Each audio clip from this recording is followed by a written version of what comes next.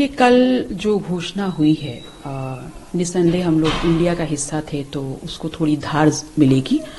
और रही बात ये कि आगे गठबंधन में कौन रहेगा कौन नहीं रहेगा, तो इस पे तो माननीय अखिलेश यादव जी के पास ही पहले भी ये उनके पास अधिकार सुरक्षित थे कि कौन इस गठबंधन का हिस्सा होगा कौन नहीं होगा।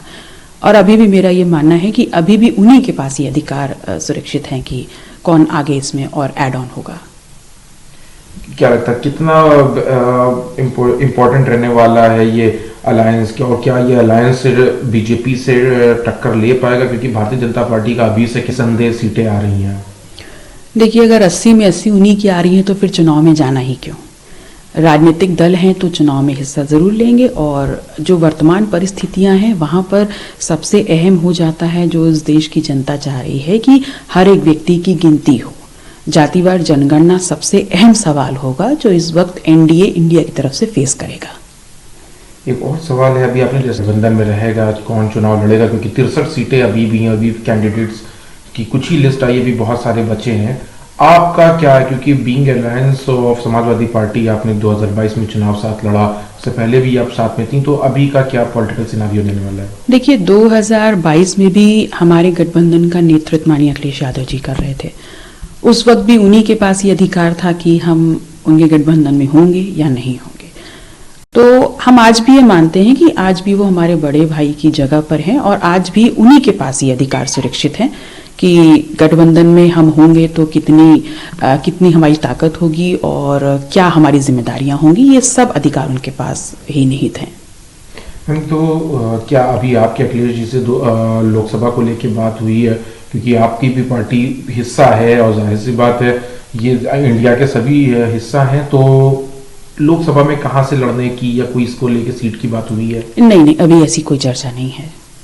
चर्चा होगी तो देखिए, सबसे पहली बात है कि अगर सीटों की चर्चा होगी तो उस पे राष्ट्रीय अध्यक्ष जी और माननीय अखिलेश यादव जी साथ बैठ के ही बात करेंगे, और उसमें पहले की बात ही हमेशा से ही उन्हीं के पास ये अधिकार होंगे, और वो हमारी जिम्मेदारियां क्या होंगी और हमारा काम क्या होगा इसको डिसाइड करेंगे। मतलब माना जाए जो आपके बयान उससे ये जाहिर हो रहा है कि कोई डिफरेंस नहीं है, आप लोग साथ में हैं। अब आगे अखिलेश यादव जी को डिसीजन लेना है लोकसभा को लेके।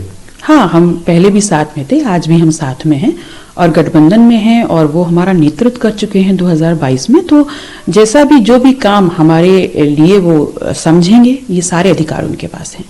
एक सवाल और है, राज्यसभा चुनाव ये को लेके आपने अपनी आवाज बुलंद करी थी और उस पर अपने अपने विचार जाहिर किए थे। अभी क्या है, आप वोट करेंगी, कैसे वोट करेंगी, किसको वोट करेंगी? देखिए, मुझसे पीडीए अलग नहीं है, मैं पीडीए हूँ, और पीडीए दीवार पे लिखा हुआ कोई स्लोगन नहीं है, ये जन भावना है, और उस जन भावना को उसके प्रति हम प्रतिबद्ध हैं। तो जब मैं पीडीए हूं तो पीडीए से अलग कैसे होना है? तो आप किसको वोट करेंगी? मैं अपनी बात पे आज भी अडिग हूँ। आप पीडीए का, अगर पीडीए की आपने बात करी थी शुरुआत में, तो आपने बताया था उसमें एक जो रामजी सुमन हैं वो भी पीडीए से आते हैं, तो क्या आपका वोट उनको जाएगा या बीजेपी के कैंडिडेट्स को जाएगा? जिस दिन वोट करने जाएंगे उस दिन देखिएगा।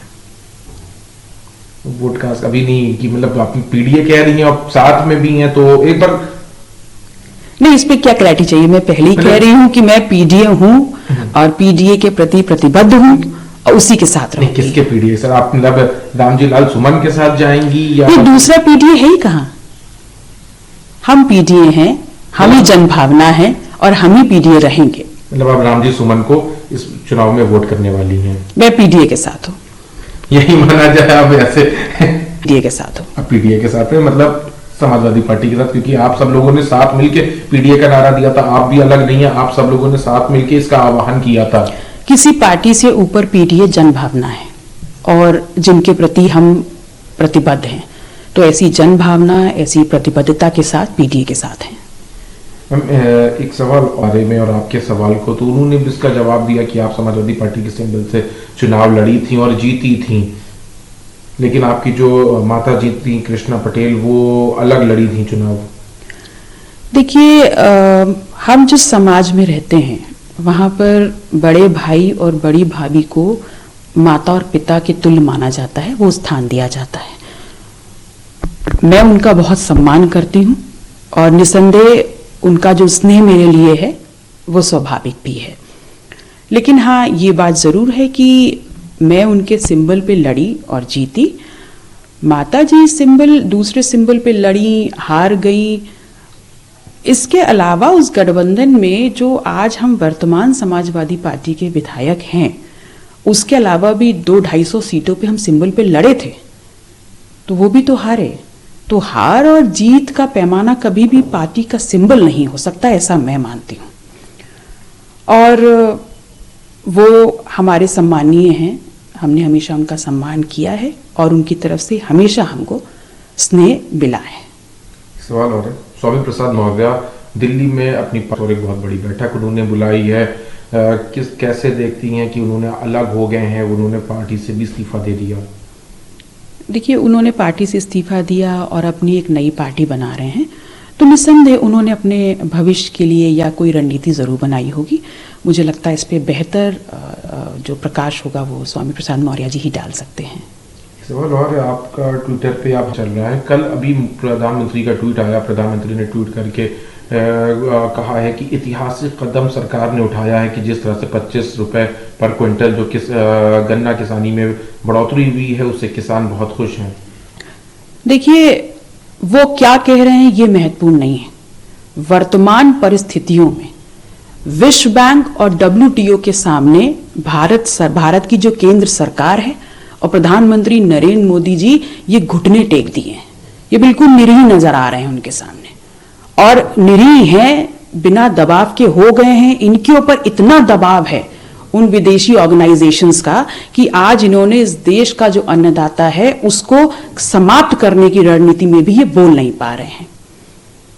मैं इस बात का पूर्णतः समर्थन करती हूं कि क्यों नहीं हम WTO से बाहर निकल रहे हैं, हमको निकल जाना चाहिए और इस देश का जो किसान है उसको मरने के लिए नहीं छोड़ना है हमको। कहां है आज दत्तोपंत ठेंगड़ी, कहां है आज राव जी, कहां है आज KN गोविंदाचार्य, कहां है डॉक्टर मुरली मनोहर जोशी? ये उस वक्त तो बहुत बोलते थे कि WTO जो है वो हमारे देश को बर्बाद कर रहा है, हमारे किसानों को बर्बाद कर रहा है। तो आज ये लोग चुप क्यों हैं? आज इस बात की बात क्यों नहीं हो रही है? हमारे देश के जो किसान हैं उनके भविष्य का, उनकी सब्सिडी का निर्धारण क्या विदेश में बैठे ये अंग्रेज करेंगे? निश्चित इतना आसान नहीं है किसी डिप्लोमेटिक टर्म को से अलग हो जाना। इसीलिए मैंने कहा अगर आसान नहीं है तो उस वक्त दत्तोपंत ठेंगड़ी जी जो हैं, उस वक्त मुरलीधर राव जी जो हैं, उस वक्त KN गोविंदाचार्य जो हैं, उस वक्त डॉक्टर मुरली मनोहर जोशी उस वक्त ये सवाल क्यों उठा रहे थे? आज कहां हैं ये लोग? आज भी तो इस देश का किसान हाशिए पर है। और मैं इसलिए बात कर रही हूं क्योंकि मैं किसान परिवार में जन्मी हूं और किसान परिवार में बहू बन के गई हूं। तो ये आंदोलन मेरे लिए कुछ नया नहीं है, ये हमारी जो स्थितियां हैं उसकी अभिव्यक्ति है, तो उस पर जवाब तो देना होगा ना।